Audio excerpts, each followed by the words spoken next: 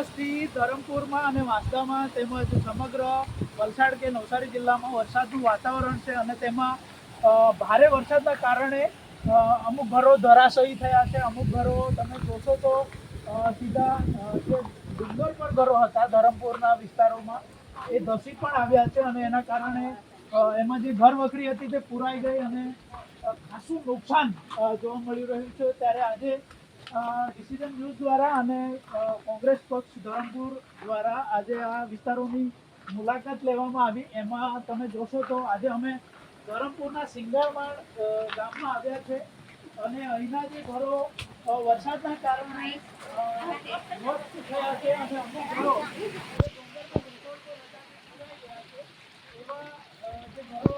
હતા એમની મુલાકાત લઈ એમના પરિવાર સાથે મુલાકાત લેવાનું વિચાર્યું અને કોંગ્રેસના જે વલસાડ જિલ્લાના સ્પેશિયલના પ્રમુખ છે એવા રાહુલભાઈ આ મુલાકાતમાં જોડાયા છે અને અમે ઘર પરિવારોની મુલાકાત લઈ રહ્યા છે. તમે એવા ઘરો બતાવીશું એ ઘરો ભારે વરસાદના કારણે ડુંગર પર જે બેસળ પર હતા એમાં ધસી પડવાના કારણે ધ્વસ્ત થઈ ગયા છે.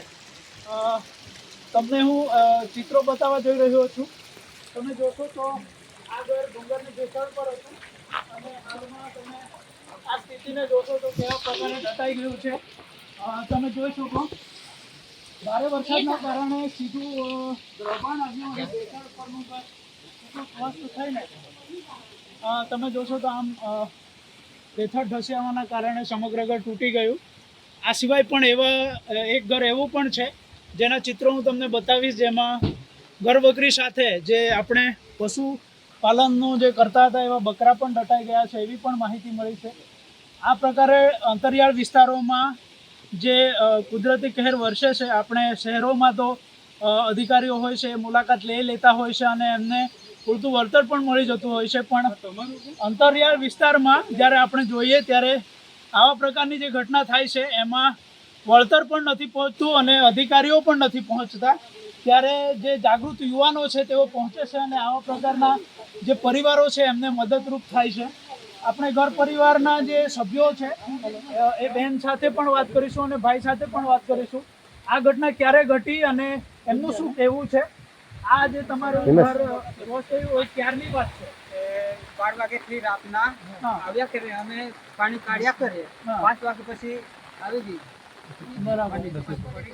રાત્રે 5 વાગે તમે કેવી રીતે અમે પછી ખર્ચો આવે પછી નાહી ગયા કપડા કાઢીને દબાયેલા કપડા અંદર જ છે. બરાબર. જે ડોક્યુમેન્ટ અમારા આધાર કાર્ડ વગેરે છે તે કાઢી મૂકેલા પહેલા. બરાબર છે. તો અત્યારે તમને આ તમારું ઘર ધ્વસ્ત થઈ ગયું, તો અત્યારે તમે ક્યાં રહો છો? અત્યારે અમે બનાવીને તારે બહાર રહો છો? સગાવાલા. બરાબર છે. સરપંચ કે તલાટી દ્વારા આ ઘરની મુલાકાત લેવામાં આવી કે પછી? સરપંચ આવેલો. હા, સરપંચ છો તમે. બરાબર છે. શું અપેક્ષા રાખો છો વહીવટી તંત્ર પર? આવા પ્રકારે જે આખું ઘર ધ્વસ્ત થયું છે, શું ઈચ્છા છે તમારી? હા, શું સહાયની અપેક્ષા કરો છો? અમારું આ ખાનગી અમે તો બાંધેલું તો અમારે પોતરાને કામ લેવું જોઈએ. બરાબર છે. અમે પોતે ખર્ચીને લીધેલું. શું શું નુકસાન થયું છે આ ઘરમાં? તો આ લાકડા ને આ થાંભલીને પતરા, હા, કપડા અંદર દબાઈ ગયા. બરાબર છે. ધરમપુર તાલુકાના જાગૃત નાગરિકો પણ આપણી સાથે છે, પણ આપણે પહેલા સરપંચ સાથે વાત કરીશું. આ પ્રકારની જે ઘટના તમારા ગામમાં ઘટી છે એને લઈને શું કહેશો? ખરેખર આજે હમણાં જે ચોમાસું તો ધોધમાર વરસાદ વરસતો હતો. હમ. તે દરમિયાન એ લોકોને ખબર જ હતી કે આ તિરાડ પડે જમીનમાં ઉપર. હમ. એ લોકોને ખબર હતી એટલે એ લોકો પહેલાથી જ એ લોકોએ સગવડ કરી જ મૂકેલી કે કદાચ ઘર ખસી આવે હા તો એ લોકોએ થોડું ઘણું અનાજને આમ તેમ શિફ્ટ કરી દીધી બીજી જગ્યાએ. બરાબર પણ જ્યારે એ લોકો બીજું કંઈ બધું સામાન હતું એ લોકો કાસ્ટિંગ કરતા હતા તે દરમિયાન અવાજ આવ્યો એટલે લોકો બધા નાહી ગયા. હમ. પણ તો બે લોકોના ઘર વખરીનું અનાજ ને થોડુંક કપડાં ને બધું ડોક્યુમેન્ટ બધું અંદર કરાવી ગયું. હમ. તમારા ગામમાં આ પ્રકારની બીજી પણ ઘટના ઘટી છે એવું જાણવા મળ્યું છે હા, જેમાં જે રમેશભાઈ ધોળાભાઈ તાંબડીકન છે લગભગ એ લોકો 4 પુરુષ ને 4 સ્ત્રી ટોટલ મળીને 8 વ્યક્તિ હતા. હમ. પણ જ્યારે પેલો નાનો છોકરો એમનો બકરી છોડા ગયા ત્યારે અચાનક મોટેથી અવાજ આવ્યો. હા ત્યારે બકરું એ છોડીને નાહી ગયો. હા. 2 મિનિટનો ફરક પડે તો બધા એ લોકો દટાઈ જતે. બરાબર છે. તમે પંચાયત તરફથી એમને કોઈ સુવિધા અત્યારે આપવાનું વિચારી રહ્યા છો કે આગળ તમે વહીવટી તંત્રને જણાવ્યું હોય? એ આગળ તલાટી કમ મંત્રી અને તાલુકા ડીડીઓને જાણ કરીને તાત્કાલિક સ્થળ ચકાસણી કરીને હા. એ લોકોનું ડોક્યુમેન્ટ ને બધું શિફ્ટ કરી દીધું છે. હમ. કેટલા તમને મળશે તમને શું લાગે કેમ કે આ મોટા ભાગે એમ જોતા હોઈએ તો અંતરિયાળ વિસ્તારમાં જે સહાયની જે પેકેજ હોય છે એ પહોંચતું નથી, તો તમે શું આશ્વાસન આપશો આ બેઘર પરિવારોને? હવે સર પૂરેપૂરું લગભગ એ લોકોનું ઘર વસ્ત થઈ ગયું છે તો એ લોકોને લગભગ 1 લાખની ઉપર એ લોકોને સહાય મળશે. હમ. કાં તો કદાચ ઘર 3 મહિના પહેલા ઘરનું સર્વે થઈ ગયેલું છે હમ. એ લોકોને ફર્સ્ટ પ્રાયોરિટી ઘર બાંધવાની સહાય આપે સારું. બરાબર છે. રાહુલભાઈ, તમે આ વિસ્તારોની હાલમાં મુલાકાત લઈ રહ્યો છો. આવા પ્રકારના જે આદિવાસી વિસ્તારોમાં વહીવટી તંત્ર ખાસ કરીને પહોંચતું નથી અને સહાય પેકેજ જે પહોંચે છે તે બી ચોવાઈને આવે છે અને લાખ રૂપિયાનું પેકેજ હોય તો તમને 10,000 પણ છેલ્લે ફાળો આવે એવી સ્થિતિ હોય છે. ત્યારે આ પ્રકારે જે પરિવારો બેઘર થાય છે એને લઈને સરકાર કે વહીવટી તંત્ર સીધું એ લોકોને સહાય પેકેજ આપે એવી કોઈક રજૂઆત તમારે વહીવટી તંત્ર ખાતે કરવી પડે? કેમ કે આ વિસ્તારોમાં આપણે ઘણા ઘરો જોયા હતા. આવા પ્રકારની સ્થિતિ છે ત્યારે તમને શું લાગે છે? ખાસ કરીને અત્યારે તમે પરિસ્થિતિ જોઈ શકો છો. તાત્કાલિક ધોરણે અત્યારે મારી સાથે અમારા તાલુકા પંચાયતના સભ્ય દેવુભાઈ, જિલ્લા પંચાયત સદસ્યના પતિ વિપુલભાઈ, ગામના સરપંચ શ્રીના ઘરેથી હિમાભાઈ છે, અમારા આંબા તલાટના તાલુકા પંચાયતના સભ્ય છે. તો આવતી 29 તારીખે તાલુકા પંચાયતની જે સામાન્ય સભા છે એમાં એ લોકો ચોક્કસપણે એ રજૂઆત કરશે કે મનરેગામાં આના જોબ કાર્ડ પર પણ અત્યારે લેબર પાડીને આને ઊભું કરવા માટે જે પણ કંઈ મજૂરી કામના પૈસા થતા હોય છે એ એના સિવાય જો મટીરિયલમાં કંઈ નાની મોટી જે પણ સહાય થતી હોય સરપંચ મારફતે એમણે કાગળિયા કરાવ્યા છે. જ્યારે આ મકાનની વાત પડતી હોય તો રોજિંદા જીવનની જે ઉપયોગી વસ્તુ છે કે આજે માનવતાની રાહે અમે બધા અહીં તમામ અમારી ટીમ સાથે અમે એને મદદરૂપે ગાદલા છે, કપડાં છે તો આપી જ જઈશું. પણ ખાસ વિનંતી અમારી તો એ છે કે તાલુકા પંચાયત મારફતે મનરેગા કે જેને હવે જીરામજી કરી નાખ્યું છે એને થોડી અનુકૂળતા પ્રમાણે જોબ કાર્ડમાં એમના લેબરના પૈસા તાત્કાલિક જમા કરાવે, જેથી કરીને એ પૈસાનો ઉપયોગ કરીને આ જે ઘર પડેલું છે તમે જોઈ શકો છો આનો ઉપયોગ કરી શકે. અને જો આમાં કંઈ આજે નીચે સિમેન્ટની થાંભલીઓ પડેલી છે એમાં 5, 10, 15 થાંભલીઓ કદાચ ગટમુક્ત થાય અને થાંભલીઓની જરૂર પડે તો હું મારા વતી એ થાંભલીઓ સરપંચશ્રીના કે અમારા તાલુકા જિલ્લા પંચાયતના જે પણ સદસ્યો છે એમને કહીશ કે મારે ત્યાંથી એ લોકો લઈ જાય. અમે પણ એમાં ચોક્કસપણે મદદરૂપ થશું. અને સાથે સાથે જ એક બીજું મકાન પણ અહીં જેમાં બકરા દટાઈ ગયા છે એમ કીધું છે તો અત્યારે જ એક પરિપત્ર છે જેમાં સર્વે ટીમ દ્વારા સર્વે કરીને તમે જો તો પશુના નુકસાનની સહાય 70% કે એનાથી વધુ જો ઘર તૂટેલું હોય તો 1,80,000 સરકાર આપે છે અને 70%થી વધારે ઘરમાં નુકસાની હોય અને જો ઘર પર્વતીય વિસ્તારમાં હોય તો 2 લાખ રૂપિયા સુધીની ઘરની સહાયની જે જોગવાઈ છે એ ફોર્મના PDF હું અમારા જે અહીંયા ચૂંટાયેલા પ્રતિનિધિ છે એમને વોટ્સઅપ કરી છે અને એમની પ્રિન્ટ આઉટ પણ અમે અત્યારે એમને દેવુભાઈને, હિમાભાઈને, અમારા જે જિલ્લા પંચાયત સદસ્ય છે એમના પતિદેવ પણ અહીંયા છે એમને અમે આપીશું, જેથી કરીને એ પરિપત્રને અરજી જોડે બિડાણ કરીને સરકારમાં ખૂબ જ ખાસ સક્રિય થાય અને એમને પૂરજોશમાં સહાય મળે એવી અમે વિપક્ષ તરીકે અમારી જે ફરજ છે ફરજ રૂપે મીડિયા મારફતે તાલુકા પંચાયત અને જિલ્લા પંચાયતમાં રજૂઆતો કરીએ છીએ અને અમારા સદસ્યો પણ એને કચેરીમાં જઈને વીડીઓ અને જિલ્લા વિકાસ અધિકારીની રજૂઆત કરીએ. બરાબર છે. આપણી સાથે જે લોકો દ્વારા ચૂંટાયેલા એવા પ્રતિનિધિઓ પણ છે. દેવુભાઈ આપણી સાથે છે. દેવુભાઈ, આ પ્રકારની તમારા વિસ્તારમાં જે મત વિસ્તાર છે એમાં ઘટના ઘટે છે ત્યારે સૌથી પહેલા આ પરિવારોને તાત્કાલિક જરૂરિયાતો જે સંતોષવું જોઈએ એવા પ્રકારનું વહીવટી તંત્રને તમે શું અપેક્ષા રાખો છો? કેમ કે આવા પરિવારો પાસે ખોવા જેવું કંઈ નથી. જ્યારે એવું કહેવામાં આવે છે કે ધરતીનો છેડો એટલે ઘર, પણ ઘર જ ના હોય અને ઘર ધ્વસ્ત બની જાય તો એ પરિવારોને અને વહીવટી તંત્રને શું કહેશો આ પરિવારને લઈને?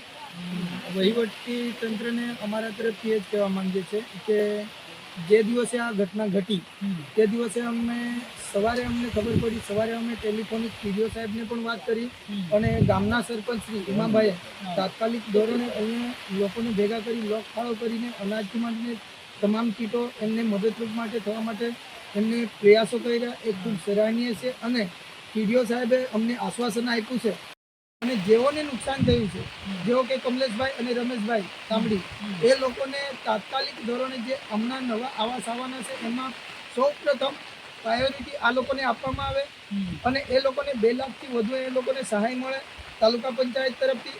એ હું સખત રીતે અને ખૂબ વિશ્વાસથી રજૂઆત મૂકીશ, ગંભીરતાપૂર્વક એમને ધ્યાનમાં લઈ એવી રીતે હું રજૂઆત કરીશ અને તાત્કાલિક ધોરણે એ લોકોને સહાય મળશે. અને જ્યાં સુધી મારા મત વિસ્તારમાં જે આ નુકસાન થયું છે તેમાં જેવા કે કોંગ્રેસના અગ્રણી રાહુલભાઈ તેમજ બીજા નિખિલ સર પીઆઈ સાહેબ છે, એમને પણ તમામને મેં જેમને પણ રજૂઆતો કરી તે અહીંયા આવે છે અને એ લોકોને દુઃખના સમયે એ લોકો મુલાકાત લે છે. તો મને પણ ખુશી થાય છે કે એમને ચોક્કસપણે આવનાર સમયમાં એ લોકોનું આવાસ ઊભું કરી આપશું, એ અમને ખાતરી છે. આપણી સાથે યુથ કોંગ્રેસના જોડાયેલા પ્રમુખ પણ છે. હાલમાં તમે ધરમપુર તાલુકાના યુથ કોંગ્રેસના પ્રમુખ છો. યુથ કોંગ્રેસ હાલમાં દિલ્હીમાં કે બધા વિસ્તારોમાં ખૂબ જ સારું પ્રદર્શન કરી રહી છે. ત્યારે આવા પ્રકારના જે આદિવાસી વિસ્તારો છે એમાં જે કુદરતી કહેરના કારણે આવા ઘર ધ્વસ્ત થયા છે, તમે કદાચ પહેલી વખત આ વિસ્તારની મુલાકાત લઈ રહ્યા હશો, આવા અંતરિયાળ વિસ્તારની.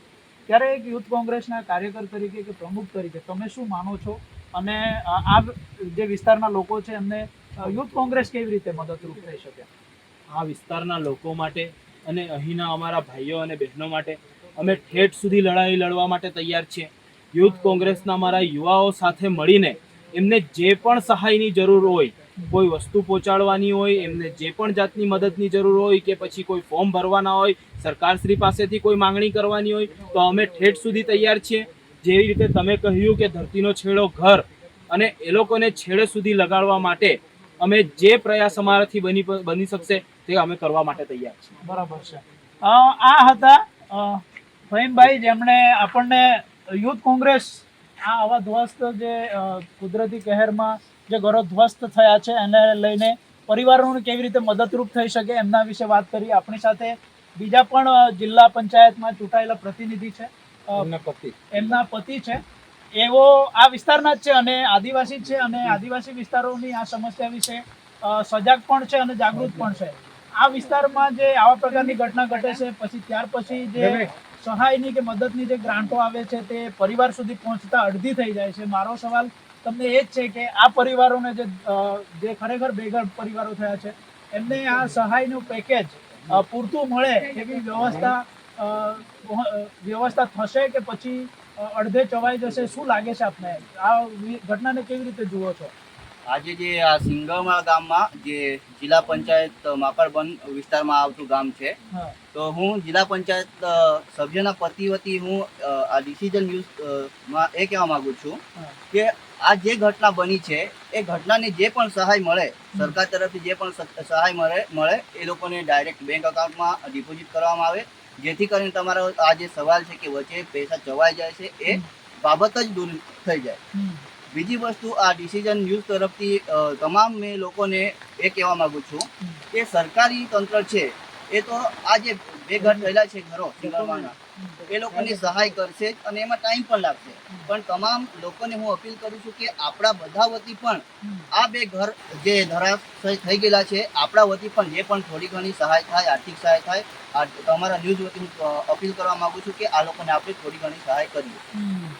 આ લોક ફાળા તરીકે પણ એમણે અપીલ કરી છે. લોકો પોતાના જે બનતા પ્રયાસો કરે અને 10-20 રૂપિયા, 50 રૂપિયા, 500 રૂપિયા કે 1000 રૂપિયાનું પણ જો ડોનેશન આવી રીતે ઉઘરાવવામાં આવે તો આ જે અંતરિયાળ વિસ્તારોમાં જે પરિવારો બેઘર થયા છે એમને મદદ મળી શકે એવું એમનું કહેવું છે. અને આ ખરેખર માનવતાવાદી પગલું છે, આ ભરવું જ જોઈએ. આપણા આદિવાસી સમાજના તમામ અગ્રણીઓ જે ખરેખર આદિવાસી સમાજમાં થોડું ઘણું પરિવર્તન ઈચ્છે છે, આવા જે આપણા વ્યક્તિઓ છે તેઓ આવા બેઘર પરિવારોને મદદ આવે એવી ડિસિઝન ન્યૂઝ તરફથી અમે પણ અપીલ કરીએ છીએ. અને ખરેખર જો તમારે માનવતાવાદી વલણ અપનાવવું હોય અને શહેરોથી થોડા, એટલે એવું અમે નથી કહેતા કે શહેરોમાં મુસીબત નથી, પણ આવા અંતરિયાળ વિસ્તારોમાં તમે એક વખત આવીને જુઓ લોકો કેવી રીતે બેઘર થયા છે. અને આ વિસ્તારોમાં તમે જોશો તો રોડ રસ્તાના પણ ઠેકાણા નથી, એ તમે જોશો તો તમે પણ રજૂઆત કરી શકશો. આવા બેઘર પરિવારોની તમે મુલાકાત લો એવું અમારા તરફથી અપીલ પણ કરવામાં આવે છે. અમે બીજા દ્રશ્યો પણ તમને બતાવીશું જે બીજા લોકો બેઘર થયા છે. તમે રિપોર્ટ જોતા રહેજો અને જો તમને આવા રિપોર્ટ ગમતા હોય તો અમે તમારા માટે આવું રિપોર્ટિંગ કરતા રહીશું. હું તમને બતાવવા જઈ રહ્યો છું એક એવું ઘર ધરાશયી થયું છે, ધ્વસ્ત થયું છે. એ ડુંગરની ભેખડ પર હતું અને સીધું ભેખડ ધસી આવવાના કારણે આખું ઘર દટાઈ ગયું છે. આ ઘરમાં ઘરવગરી સાથે સાથે પશુપાલન કરતા હતા, એ જે બકરા પાળતા હતા એ બકરા પણ દટાઈ ગયા છે. તમે આ ઘરને જોશો તો તમને ખબર જ નહીં પડે કે અહીંયા એક ઘર અસ્તિત્વમાં હતું અને આજે એ ઘર નથી. તમે દ્રશ્ય જોશો તો તમને પણ વિચાર આવશે ત્યાં કયા પ્રકારની ઘટના ઘટી છે. આખું જે ભેખડ હતું તે ધસી આવ્યું અને એ ધસવામાં આખું ઘર દટાઈ ગયું. એ ઘરમાં ઘરવગરી પણ દટાઈ ગઈ અને એવી રીતે સર્જાયું છે કે અહીંયા કોઈ નદી નાળું હતું. વરસાદ પણ વરસી રહ્યો છે, પણ આખું ખેતર ધસવાના કારણે અહીંયા ઘર અસ્તિત્વમાં હતું તે હાલમાં તમને જોવા નહીં મળી શકે. અહીંયા જે ધરમપુર તાલુકાના યુથ કોંગ્રેસના જાગૃત નાગરિકો અને જે યુથ કોંગ્રેસના કાર્યકરી યુવાનો અહીંયા આવ્યા અને આ મુલાકાત લીધી અને એમનાથી જેટલું બની પડે એટલી એવો મદદ પણ કરી રહ્યા છે. અહીંયા તમને હું શું બતાવું કે ઘર જ અસ્તિત્વમાં નથી, તો તમે કલ્પનામાં આ ઘરની વાસ્તવિક કરી શકો છો. તમને હું માત્ર દ્રશ્ય બતાવીશ. બાકી ઘર અસ્તિત્વમાં હતું કે નહીં એ અત્યારે ખબર નથી પડતી. આવા પ્રકારની આદિવાસી વિસ્તારોમાં જે ઘટનાઓ કુદરતી કહેરના કારણે ઘટી રહી છે એમનું વહીવટી તંત્રએ પણ હજુ સુધી મુલાકાત નથી લીધું. આપણા જે અધિકારીઓ હોય છે તે શહેરની સમસ્યાઓ પ્રત્યે વધારે ધ્યાન આપે છે, પણ ગામડાઓમાં, અંતરિયાળ ગામડાઓમાં આવા પ્રકારની જે લોકો હાલાકી ભોગવી રહ્યા છે એના વિશે તેઓ કદાચ અજાણ પણ હશે, પણ આવા વિસ્તારોની મુલાકાત તેમણે લેવી જોઈએ જેથી ઘર પરિવારોને સાંત્વના આપી શકાય અને એમને બનતી મદદ પણ કરી શકાય. આ દ્રશ્યો હતા જે મેં તમને બતાવ્યા. અહીંયા ઘર અસ્તિત્વમાં હતું પણ હાલમાં એ ઘર નથી. આ અહીંયાથી જે પાણી વહી રહ્યું છે અહીંયા એમનું ઘર હતું એવું કહેવાય રહ્યું છે. આમાં તમામ પ્રકારની જે પરિવારોની ઘરવગરી હતી તે દટાઈ ગઈ. પશુપાલન હતું તે પણ દટાઈ ગયું. નિરાધાર પરિવાર બની ગયો છે, ઘર પણ અસ્તિત્વમાં નથી. હવે આવા પ્રકારની જે ઘટના છે તેને ધરમપુરના મામલતદાર કે પછી પ્રાંત કે પછી વલસાડ જિલ્લાના કલેક્ટર જેઓ સ્વચ્છતાને લઈને ખૂબ કામગીરી કરી રહ્યા છે, પણ આવા પ્રકારના જે કુદરતી હોનારત છે એમાં પણ પરિવારો સુધી આવી યોજનાઓ પહોંચે એવું કલેક્ટરશ્રીને પણ આગ્રહ છે. અને આ પરિવારો સાથે સાથે જે જાગૃત યુવાનો છે એમની અપીલ પણ છે કે આવા વિસ્તારોની એક વખત મુલાકાત લે અને આ પરિવારોને મદદરૂપ થવાનો પ્રયાસ કરે. ડિસિઝન ન્યૂઝના બીજા વિડીયો જોવા માટે ચેનલ સબસ્ક્રાઇબ કરો અને બેલ આઇકન બટન પર જઈ ક્લિક કરો. સ્વતંત્ર અને આઝાદ પત્રકારત્વની મદદ કરવા નીચે આપેલા થેન્ક્સ બટન પર જઈ ક્લિક કરો. મદદની કિંમત નિશ્ચિત કરો અને ડિસિઝન ન્યૂઝની આ સફરમાં અમારા સાથી બનો.